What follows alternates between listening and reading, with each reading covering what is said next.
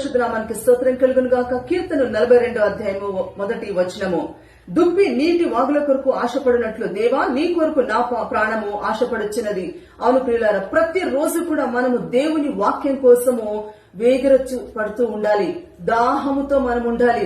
అప్పుడు వాక్యం చదివినప్పుడు దేవుడు మన హృదయాన్ని తెలుసుకుని ఈ వాక్యం మూలంగా మనతో మాట్లాడతాడు.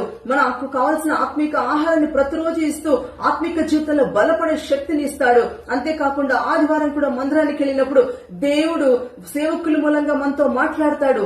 దేవుని ప్రసన్నతో మనల్ని నింపుతాడు, మనల్ని ఆశీర్దిస్తాడు, దీవిస్తాడు. అందుకని ఎప్పుడు కూడా మనం దేవుని వాక్యాన్ని గాని దేవుని మందిరాన్ని నిర్లక్ష్యం చేయకుండా ఉన్నట్టయితే దుప్పికి ఎలాగైతే నీటిని ఇచ్చి తనకి సంతృప్తి పరుస్తాడో అదే రీతిగా దేవుడు ఈ వాక్యం మూలంగా మనతో మాట్లాడి ఆత్మికంగా బలపరిచి అనేకుల్ని బలపరిచే శక్తిని మనకిస్తాడు. అలాంటి ఒక గొప్ప జీవితాన్ని జీవించుటకు పరిశుద్ధాత్మ తండ్రి మనందరికీ కూడా సహాయం చేయనుగాక. ఆమేన్.